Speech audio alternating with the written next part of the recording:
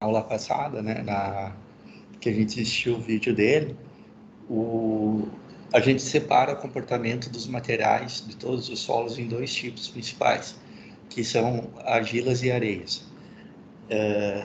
E daí ele tem um no meio que é o silt, que ele nem é argila, não é nem areia, né? Daí tem toda aquela discussão lá que teve no final da palestra dele, mas no nosso caso, como ele mesmo comentou que tem muitas dúvidas envolvidas nesse processo ainda de entendimento do comportamento dos solos, mas a grande maioria dos casos a gente consegue resolver com o estudo e o conhecimento do comportamento clássico das areias e das argilas. Para começar, eu vou começar pela areia, tá? Então, areia não tem segredo nenhum na identificação do material. A areia é como se fosse areia de praia, a areia de pracinha de parque, tá? Ela é um material que a gente considera granular, e os grãos grandes. Se tu pega areia na mão, tu consegue separar um grão de areia na tua mão. Né? Tu consegue enxergar um grão de areia. Bom, e tu conseguir separar um grão de areia desse punhado que tu pegou do solo, o que isso significa também? Que as partículas de areia, elas não têm coesão, elas não são ligadas entre si. E então, todo o comportamento, toda a união da areia, ela se dá única e exclusivamente pelo atrito entre as partículas, tá? Todo o equilíbrio dela e o conceito de resistência clássico, puro de areia, ele ocorre só pelo atrito, pelo encontro de cada uma das partículas dela. O que isso quer dizer? Bom, se a gente pegar um punhado de areia e largar no chão, e começar a largar no chão, né, ele vai começar a fazer um montinho, certo? E aquele montinho, ele vai ter uma forma fixa. Então, sei lá, por exemplo, ele vai ficar mais ou menos assim. Se continuar largando o material aqui em cima, ele não vai aumentar de tamanho, ficar mais inclinado assim. O que vai acontecer? Essas partículas de areia, elas vão começar a ir rolando para o lado. Só fechar um triângulo aqui. E talvez aumentar o pico, mas o ângulo de inclinação de acomodação não vai mudar. E esse ângulo aqui é o que a gente chama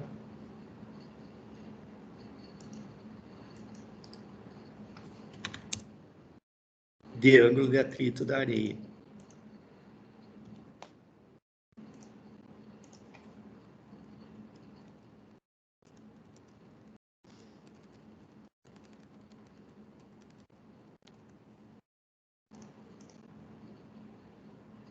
Certo? Aí pergunta, professor, é sempre assim? Não, depende do quê? Em primeiro lugar, um comportamento que a gente consegue ver que não se comporta assim quando a gente tem água. Então, se tu coloca a água por algum momento, os meniscos da água, a lâmina da água entre duas partículas fazem com que elas se atraiam, o que dá um pouquinho, o que a gente chama de uma coesão aparente, tá? Mas, logo quando seca esse material, a argila a areia já tende a se desestruturar novamente. Então, sempre e um outro exemplo dessa característica dela, de que a água não fica parada ali, que a água sai rapidamente, que a gente sempre utiliza ela como material de dreno. Então, quando a gente fala em resistência das areias, é sempre em termos de tensões efetivas, ou seja, comportamento drenado. Só para relembrar,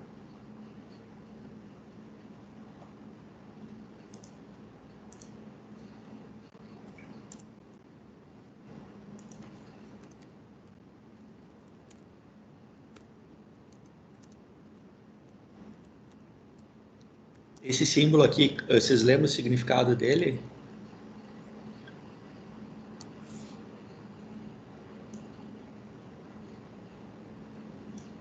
Cisalhamento? Cisalhamento, senhor? Não. Esse é...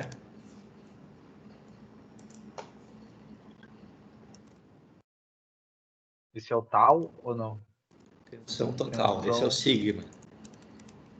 Tensão total. Tá? E, para relembrar,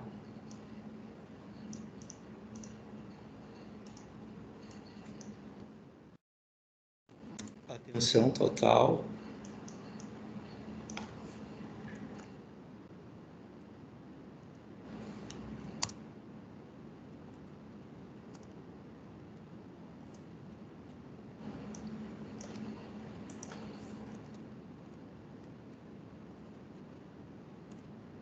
é o gama, que é o peso específico do natural do solo, vezes a profundidade que ele se encontra, tá?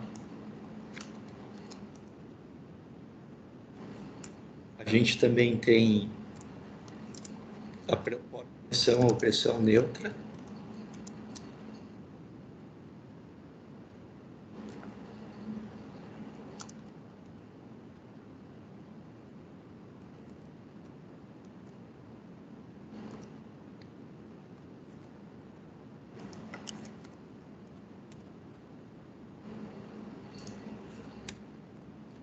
que é o peso específico da água, vezes a profundidade do nível da água, tá? E o que é a tensão efetiva?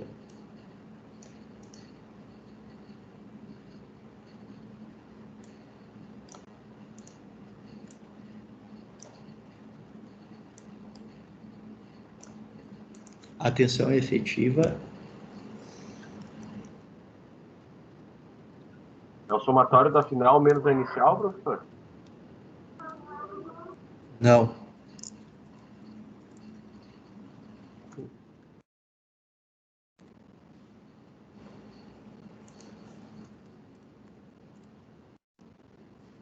A tensão efetiva é a tensão total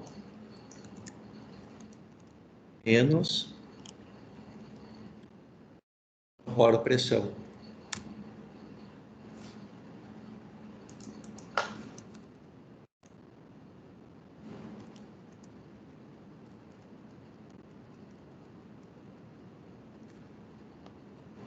Tá, a gente, no semestre passado, a gente fez várias contas com isso aqui, tá? Então, é bem importante que vocês tenham isso bem em mente e tentando... Vamos me dar um minuto.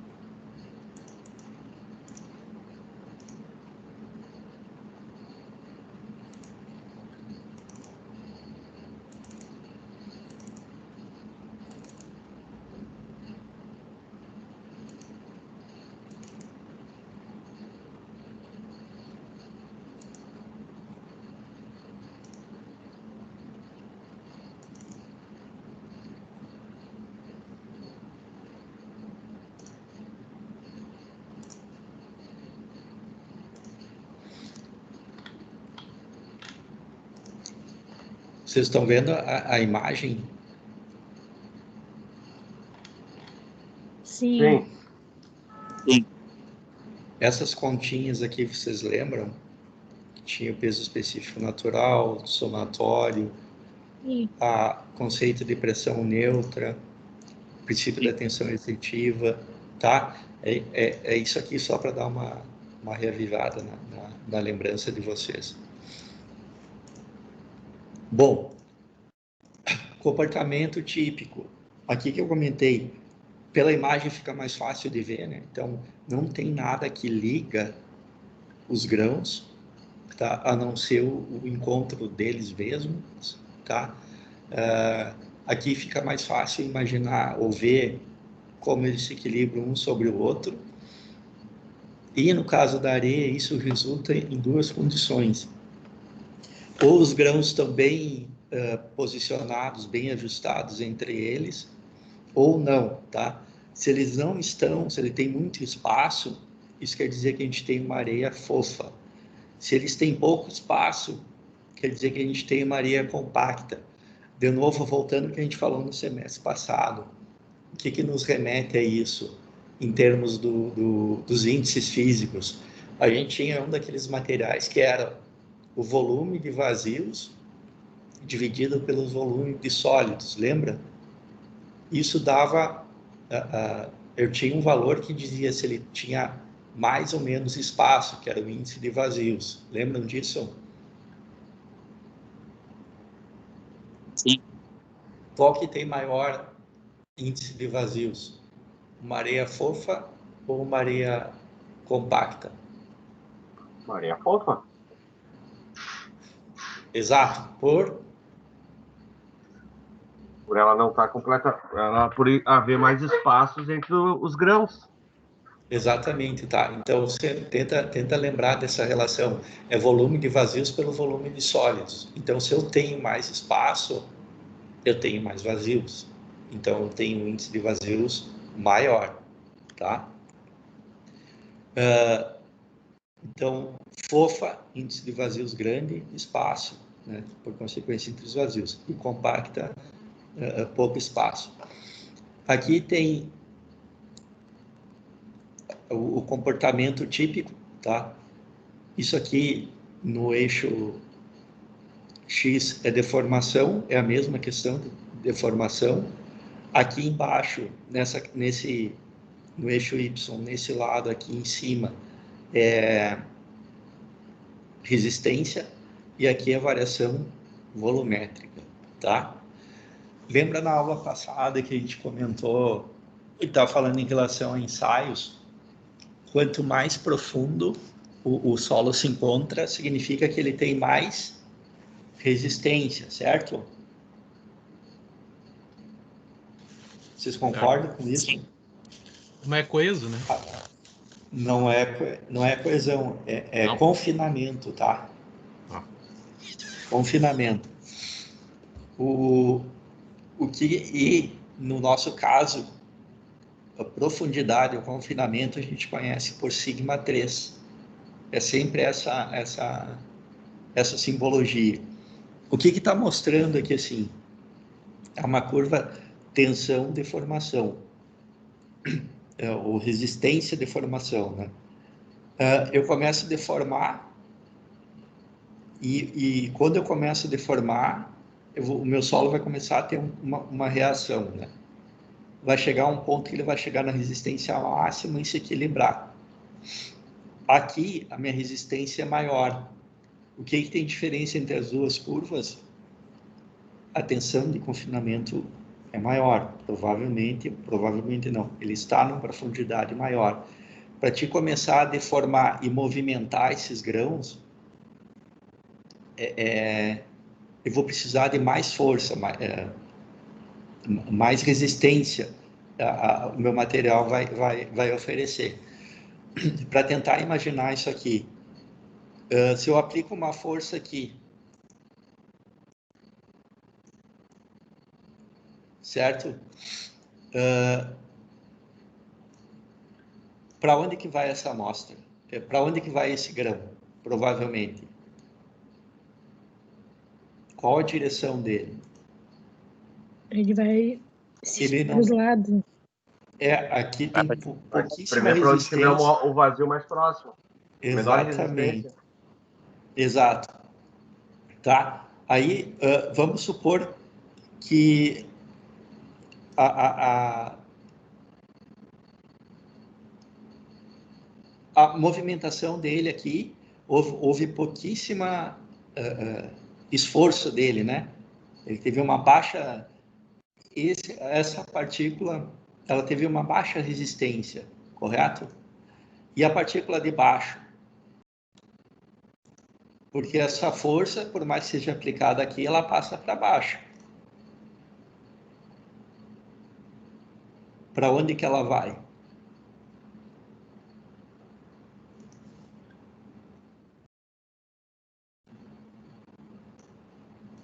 Provavelmente ela venha para cá, né? mas eu vou precisar de mais, para mim deslocar esse grão para cá, eu preciso de mais força do que eu precisei aqui em cima ou menos? Menos. Veja Se ela bem, é fofa, Mais. mais força. Porque eu tive que deslocar esse aqui, provavelmente ela tenderia a vir para cá, né? Que aqui é o maior espaço vazio, só que aqui ela tem um grão apoiando ela, então o espaço sobra para cá. Um outro exemplo aqui. mas, professor, eu acho que ela, tipo, com a força que fizer, ela ia para os 3 lados. Os 3 lados que tá vazio aí. Já que ela é uma areia fofa, tu não acha, não? Vai para baixo, a parte aqui do lado, para os 2 lados e para baixo.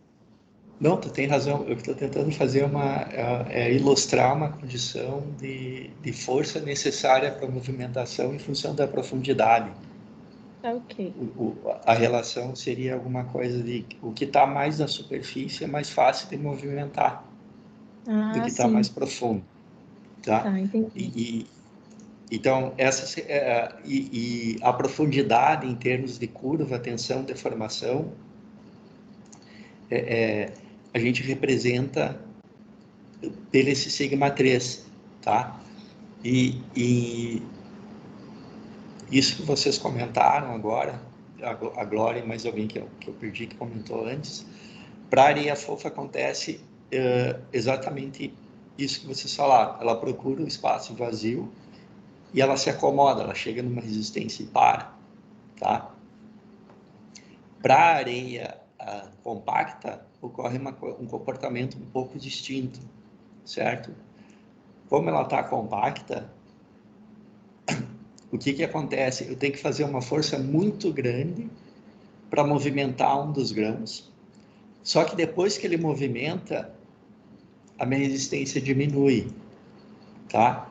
Por que isso acontece? Vamos ver se eu consigo explicar isso para vocês. Se eu tenho uma força nesse grão aqui, tá? E esse grão sai daqui, ele sai daqui e se movimenta para cá, tá? Ele não está mais aqui. Eu apliquei essa força e ele veio para cá. O que acontece onde ele estava? Fica vazio, certo? Se eu aplicar uma força nesse aqui depois, fica mais fácil ou mais difícil para esse grão vir para cá? Mais fácil, estava vazio, ficou vazio ali em função do deslocamento do outro. Exatamente, tá? Então, em termos de areia compacta, acontece isso. Ela tem uma resistência máxima, que a gente chama de resistência de pico, e depois a resistência abaixo, tá? A pergunta: qual que é mais resistente, areia fofa ou areia compacta?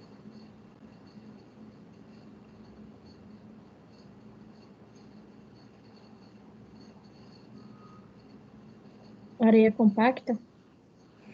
Sempre areia compacta, então a gente está comprando os mesmos materiais, tá? É sempre areia compacta, exatamente isso, certo? Então aqui a gente tem a curva areia fofa em termos de resistência. Essa questão de deformar para ganhar resistência é claro para vocês? Sim. Tem todo mundo isso claro, que tudo que tu aplica uma força, tudo que tem uma resistência, ele sofre um processo de deformação inicial? Sim. Sim. Tá. Beleza, ótimo. Bom, e se ele deforma, o que acontece? Se ele deforma, ele muda a forma, né? Então, e como é que a gente mede isso? Como é que a gente observa isso?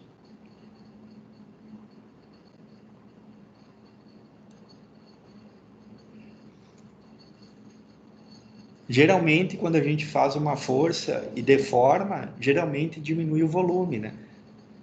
A gente está falando, ocupa ocupa vazio, né? Então, mas pode acontecer o contrário, que é isso que é uma outra diferença entre areia fofa e areia compacta. A areia fofa, que nem a gente viu aqui, como ela tem vazios, a tendência é que quando tu aplica uma força, uma tensão nela, os grãos vão preencher esses vazios, o que significa que ela reduz o volume, tá? Já para a areia compacta acontece um pouco diferente, certo? Inicialmente ela até tende a reduzir um pouquinho do volume. Então, por exemplo, esse grão que estava aqui, ele primeiro mexe um pouquinho para cá, mas depois com a força ele rola para cá. Esse rola para cá e o que assim acontece? sucessivamente. Começa a abrir um pouco mais de vazios. Então, na areia compacta, ela não reduz volume completamente, ela expande, ela tem um comportamento dilatante, tá? Tenta imaginar, os grãos estão compactos, todinho arrumadinho, aí a gente vai lá, faz uma força e eles têm que se movimentar. E nossa força, ela é toda desproporcional, né? Ela não é uma força controlada, porque os grãos estão desalinhados, ela vai andar para todo lado. Quer dizer que aquela organização prévia que eu tinha deixa de existir, tá? Então, a areia fofa compacta, a areia fofa reduz volume e a areia compacta dilata ou aumenta o volume, tá? Aqui é o plano, que é aquele que vocês comentaram. Professor, Oi. a areia fofa é menor resistência, E reduz volume. tá? A areia compacta apresenta Maior resistência e expande.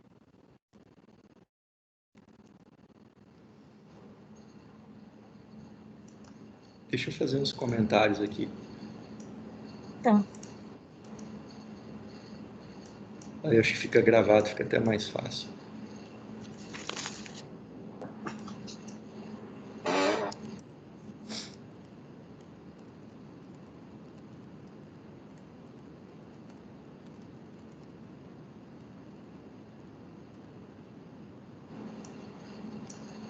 Então, aqui é o sigma 3, tá? Tensão de confinamento, ou simula a profundidade. Quanto maior a profundidade,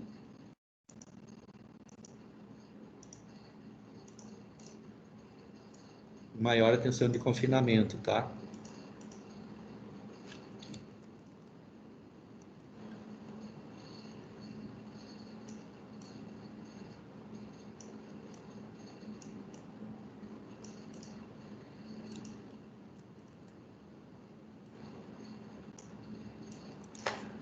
A areia compacta sempre apresenta uma tensão máxima,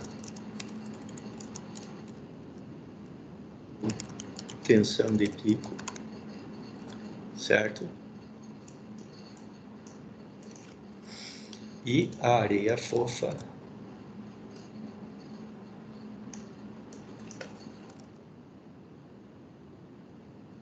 volume.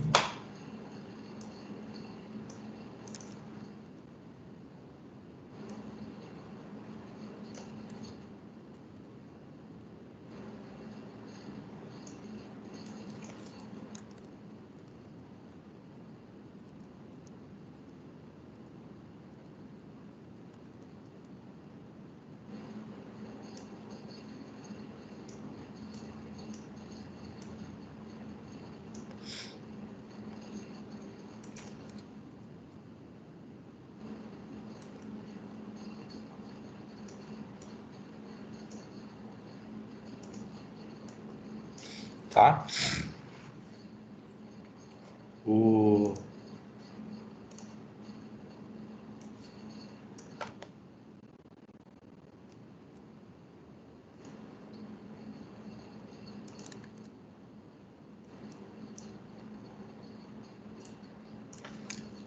A Alguém falou do tal, né? Então, o tal é a tensão cisalhante. A tensão cisalhante é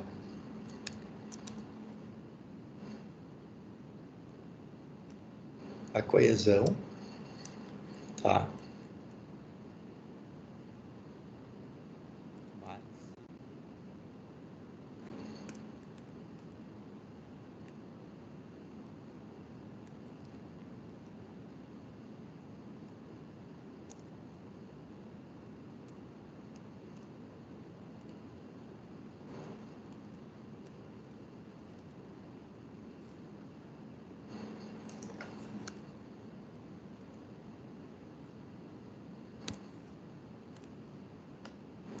O que é essa última letra que está aqui destacada?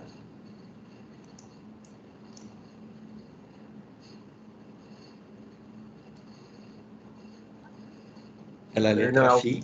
Não é o θ, é o do ângulo?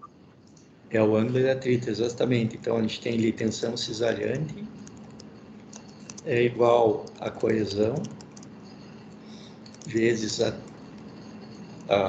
mais a tensão,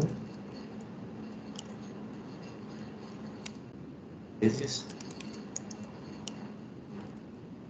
gente do ângulo de atrito. Tá. Aí, cisalhante. Aqui, então, é desse gráfico que a gente tira os parâmetros, tá? O que a gente tem aqui? Esse sigma1 menos sigma3, ele nada mais é do que uma das fórmulas, né? Uma das maneiras que a gente calcula e se obtém o tal, tá? Então, o tal pode ser sigma1 menos sigma3, mas isso aqui não vai entrar, não vai se aprofundar. O que eu quero mostrar aqui para vocês é cada uma dessas curvinhas aqui, ó, certo? Sai desse gráfico aqui. Então, lá eu tenho sigma1 e eu tenho uma resistência máxima aqui para areia fofa, tá? Que é um valor aqui. Eu tenho sigma2 e eu tenho uma resistência máxima para essa curva. Esse círculo aqui representa aquelas resistências máximas. Então, aqui está o sigma 3 igual a 1 e aqui está o sigma 3 igual a 2.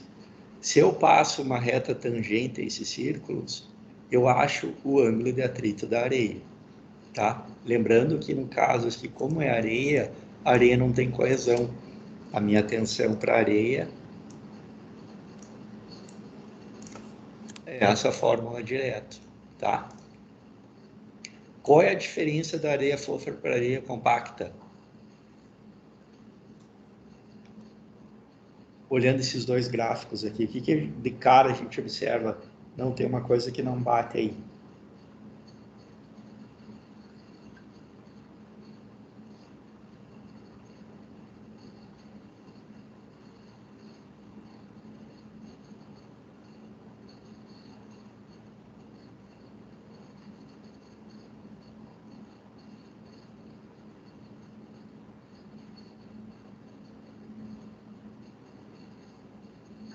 Seria que a areia compacta tem mais pontos de tensão do que a areia fofa?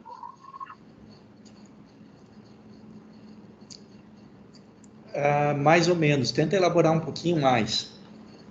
Por que que tem mais pontos? O que tem de diferente? Tem mais pontos, mas por quê? O que a gente está vendo ali de diferente entre esses dois?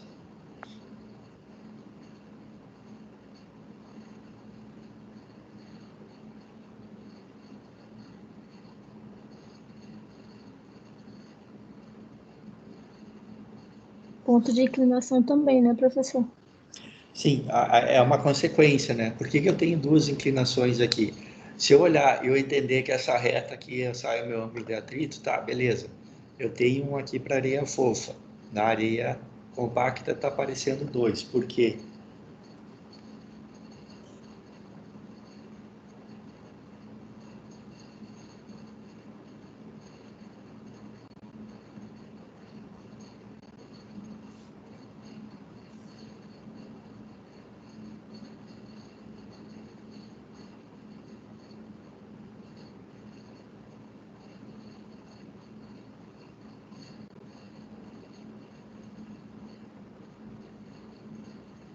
dê uma olhada vamos voltar para essas curvas aqui. O que tem de diferença da areia fofa para a areia compacta aqui, olhando a curva que a gente comentou um pouquinho antes?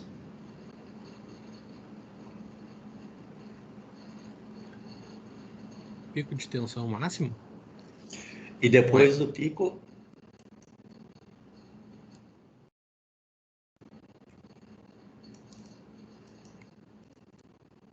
Ah, entendi. Depois a gente tem uma tensão que a gente vamos chamar de residual ou final. Certo? Então, isso significa que a areia compacta tem dois comportamentos. Um comportamento de pico, que é a resistência máxima, e um pós-pico, residual final, pós-pico. Tá? Que é o que aparece aqui. Por isso que a gente tem duas curvas. Essa curva maior aqui assim, essa reta maior, esses dois círculos maiores, maior resistência, né? Isso significa que a gente tem a resistência de pico. E esses menor é a resistência pós-pico ou final.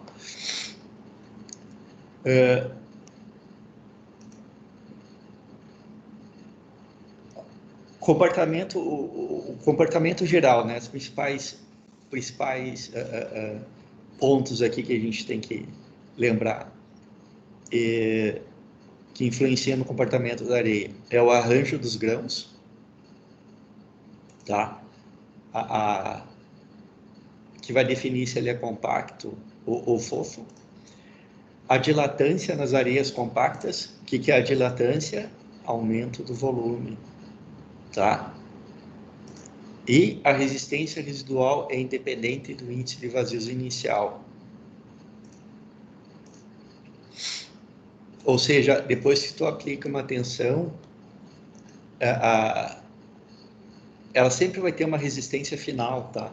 Independe se ela vai ser fofa ou compacta, tá?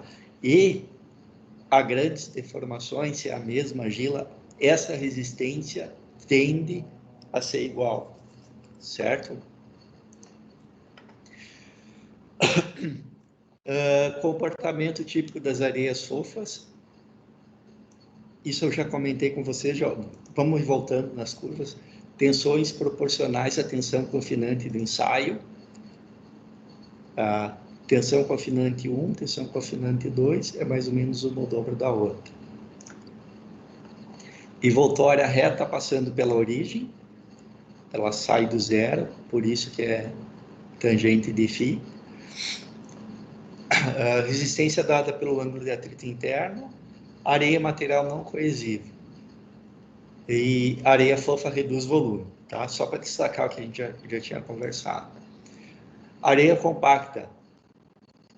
A tensão desviadora cresce muito mais rapidamente com as deformações, até atingir o valor máximo, sendo esse valor considerado como a resistência máxima ou resistência de pico.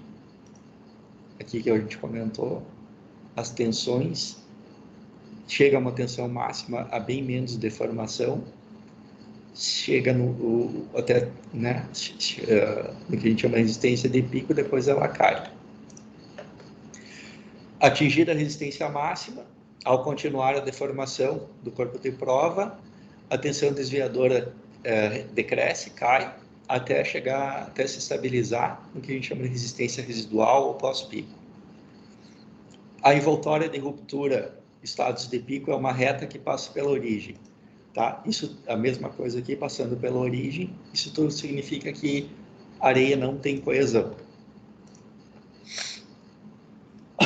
Dependendo, isso a gente não vai entrar, mas para vocês terem conhecimento, a resistência residual a gente pode avaliar, tá? Mas, na verdade, o que eu queria comentar era, quando a gente trabalha grandes tensões, pode aparecer uma curvatura, então ela deixa de ser tende a aparecer uma resistência de pico se tu for estimar uma reta. A gente não vai se aprofundar em relação a isso.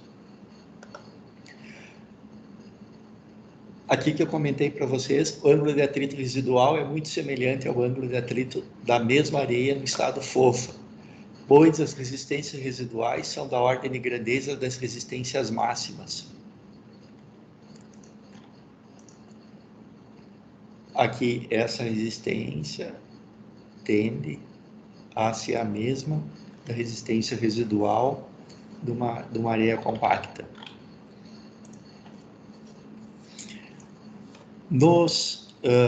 Em termos de comportamento volumétrico, inicialmente se observa uma redução do volume até atingir a resistência máxima. Depois de atingir a resistência máxima, o volume do corpo de prova começa a crescer. Isso aqui é mais só para a gente ter conhecimento, tá? Uma coisa que eu acho que vale a pena vocês saberem. Aqui a gente tem 5 curvas, certo? Aqui é resistência ou tensão cisalhante e aqui deformação. Dessas 5 curvas, quais são areias fofas e quais são areias compactas?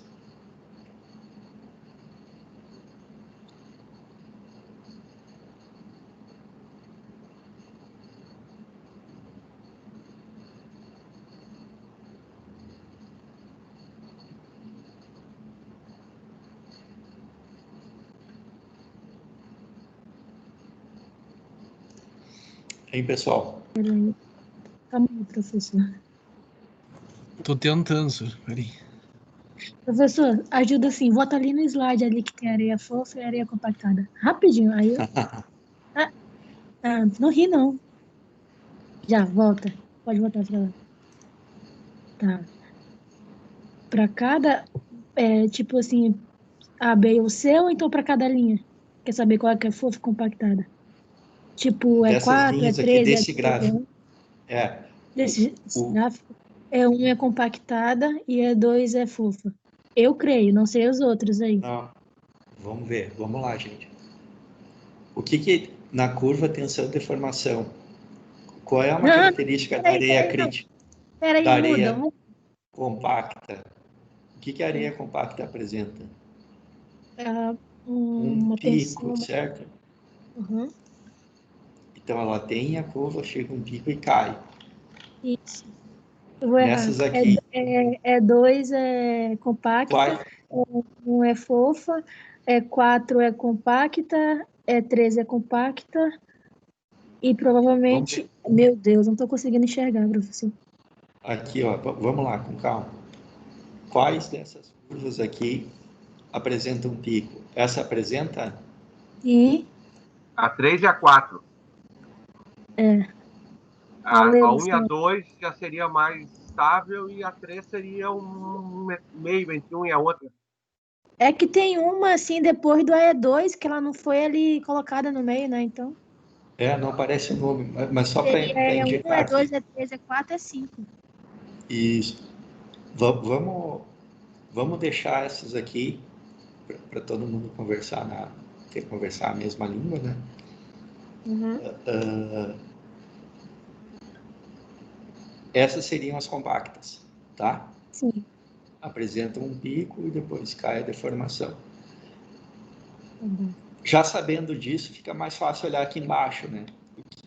Isso aqui é volume, mesma situação.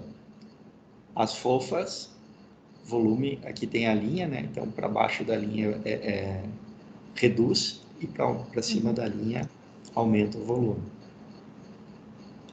Então, as duas fofas que eu não marquei aqui, mas vou marcar com uma outra cor.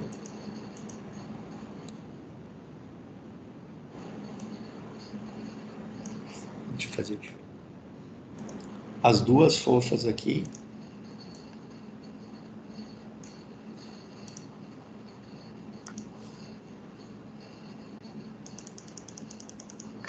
tá aqui, ela indo para redução de volume, tá? Tá. E as 3 em vermelho, aqui se seguir o pontilhado, as 3 reduzem um pouco o volume e depois se dilatam.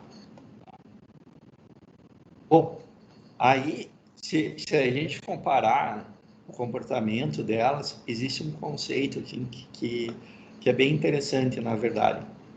O que eu comentei com vocês antes, em relação a índice de vazios, quanto maior o índice de vazios, mais fofo é o material, ele tem mais vazios, certo?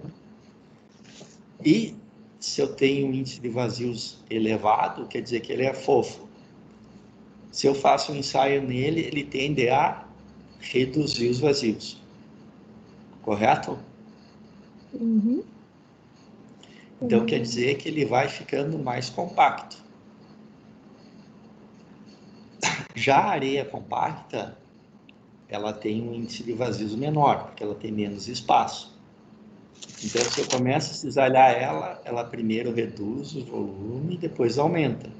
Ou seja, primeiro ela reduz um pouco o índice de vazios, depois aumenta o índice de vazios. O que acontece que, de maneira geral, a areia fofa tende a virar compacta e a areia compacta tende a virar fofa. Só que uma nunca vira a outra, por cisalhamento, tá? Aí tu tem que fazer uma modificação mecânica no teu material. Mas por cisalhamento, uma nunca vira a outra. Certo? É interessante que vocês entendam bem esse gráfico aqui. Calma aí, deixa eu ver se eu entendi. Uma não pode virar outra, mas através do cisalhamento. Não, o cisalhamento, não através de cisalhamento, Tá. através de uma força mecânica. Então, por exemplo, se eu tenho uma areia fofa, eu nunca vou conseguir compactar ela à força. Sim. Certo? Entendi. Certo. Tá? Então, é por isso, assim, chega num limite, eu não consigo mais compactar ela. E se eu tenho uma areia compacta, eu não consigo afofar ela somente pela força. Tá? Entendi.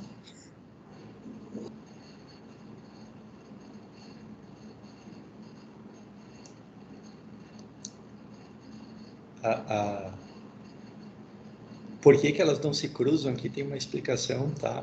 Sintetizada. Aqui está o que eu comentei agora explicando esse gráfico, tá? E aqui está a explicação sintetizada. Então, no estado crítico, o estado crítico são comportamento de materiais a grandíssimas deformações. Então, as partículas de areia fofa passam a escorregar e rolar entre si, mantendo na média o mesmo índice de vazios. Nas areias compactas, vencido o entrosamento inicial e com a criação de maior volume de vazios, a situação passa a ser semelhante à das fofas. Certo? Aí, professor, em outras palavras, seria que a areia fofa chega num ponto de pressão que ela não vai mais se compactar, ela só vai se esparramar. Ou seja, os grãos vão rolar para um lado e para o outro, mas não vão mais diminuir o espaço entre eles. Exatamente isso. Perfeita a tua colocação. Tá, é exatamente isso.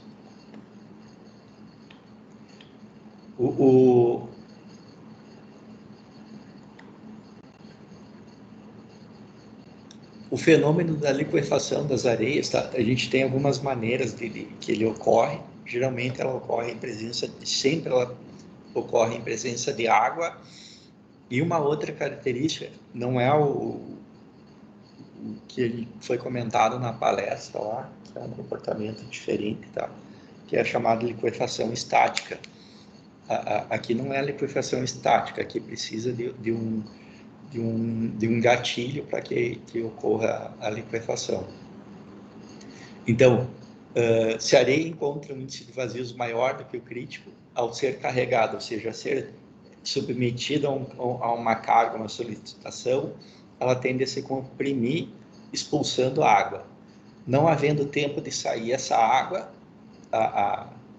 tem um desenvolvimento de pressão, resulta numa tensão efetiva, na redução da tensão efetiva e consequente redução na resistência.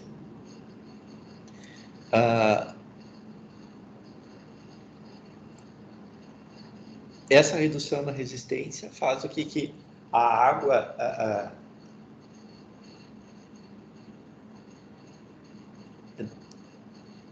tem uma força de expansão querendo sair de dentro dos vazios, e como os grãos de areia não têm nenhuma uma força extra para se impedir essa força da água, ela acaba se liquefazendo, tá? Então é por isso que não existe argila movediça. É só a liquefação de argila, tá? Só acontece com areia. Aí eu separei alguns videozinhos de resultado disso, de como explicar esse fenômeno, tá? Vou passar para vocês aqui no YouTube. Os links eles vão estar na apresentação depois aqui.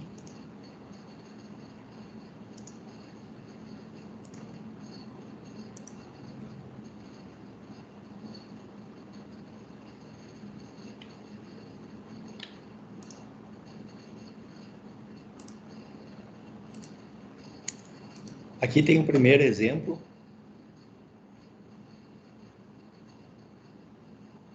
Dá para fazer em casa, né? Então a gente vê ali a areia está com uma certa quantidade de água. Ela está um pouco úmida, né?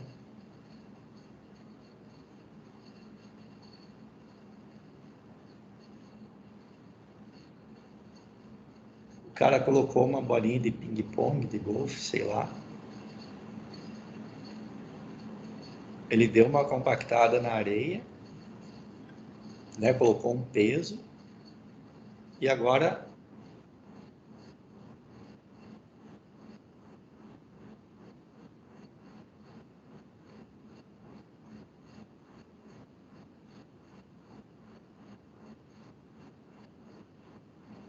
aplicou um carregamento na areia. O que aconteceu?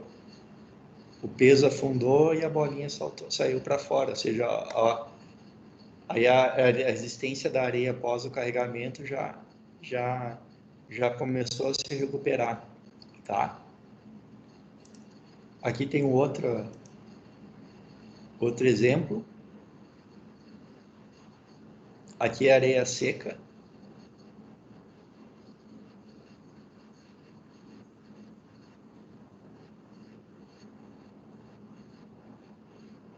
Só com a vibração.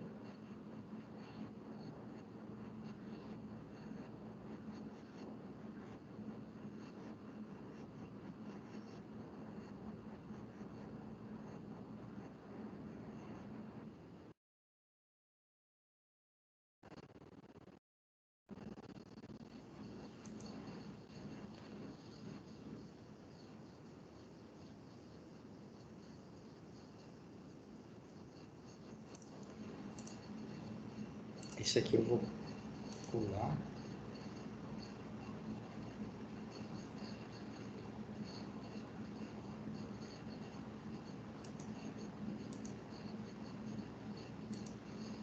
Aqui tem um passo a passo de uma experiência, tá?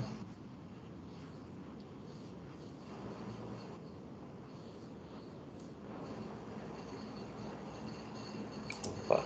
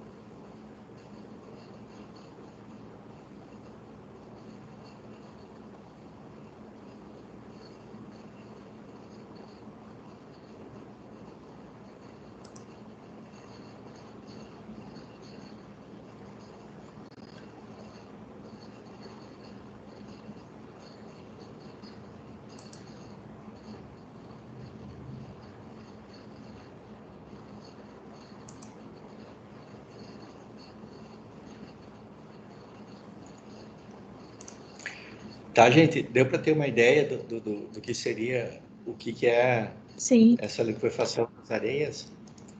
Não precisa nem mais só para ver... Oi? Não precisa nem mais desnascimento. É verdade. E na natureza, o que leva a isso? Qual é o que faz com que a areia se liquefaça?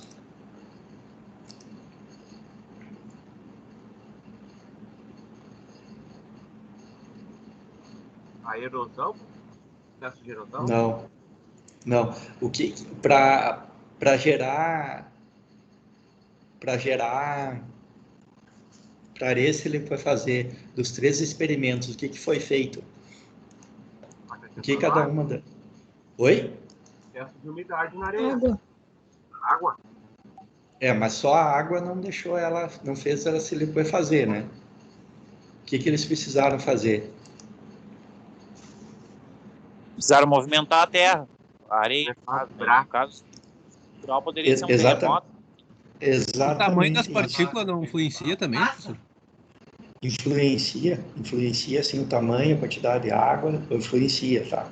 Mas tanto influencia que a força necessária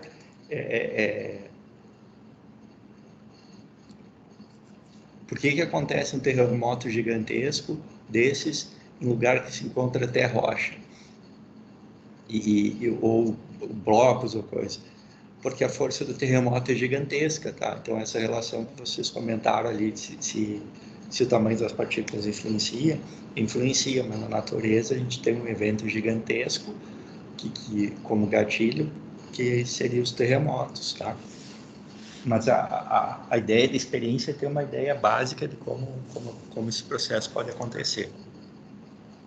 Até entrando nesse comentário aí, tem alguns fatores que influenciam a resistência das areias, tá? A distribuição granulométrica, qual que é mais resistente, o A ou o B?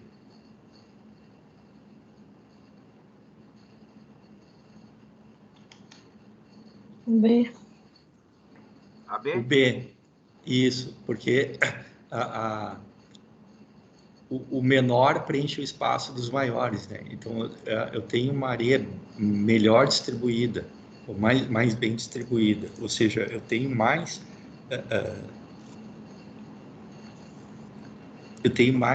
grãos de diferentes diâmetros, tá? Então, eles acabam se encaixando melhor. De novo, qual que tem maior resistência? Os grãos arredondados ou os grãos pontiagudos? Que tem maior o quê? Maior resistência? Maior resistência. Pontiagudos?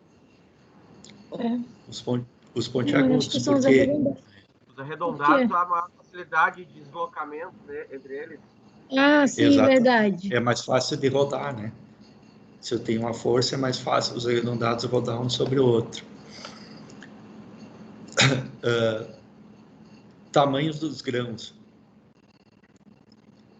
não influencia tanto, tá? Tem pouca influência na resistência das areias, a não ser que tu tenha um grupo predominantemente de areias grossas. Resistência dos grãos e composição mineralógica. A composição não influencia tanto, porque a areia geralmente é quartzo, tá? Então, o quartzo é um mineral super resistente por natureza. Já a resistência do grão, influencia mais na forma, tá? Porque se eu tenho uma força muito grande aqui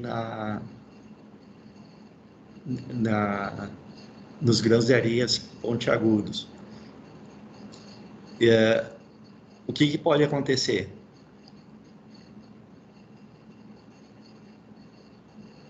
Pode acontecer do grão quebrar, né? Claro, isso são altíssimas tensões. Pode acontecer dele quebrar essas pontas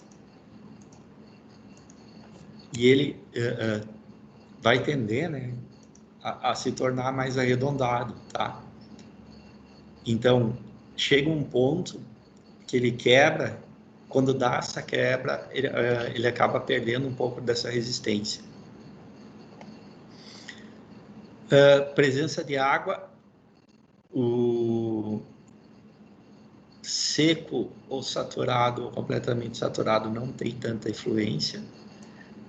Parcialmente saturado, é o que eu comentei com vocês antes, uma situação que cria meniscos de interface ar-água, que provoca a existência de uma pressão neutra negativa na água, ou seja, gera uma sucção. Essa sucção, né, ela acaba aumentando a tensão efetiva, então aumenta a resistência. Isso é a explicação. Isso aqui é a explicação mais fácil.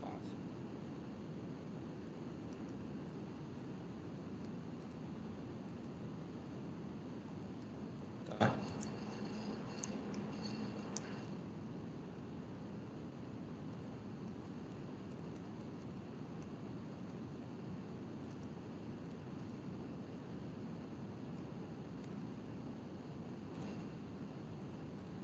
O areia fica em pé, vocês entenderam, né? A parede do castelo. Deixa eu até fazer assim. O menisco é isso aqui, tá? Então a presença de água aqui, né? O menisco é isso aqui.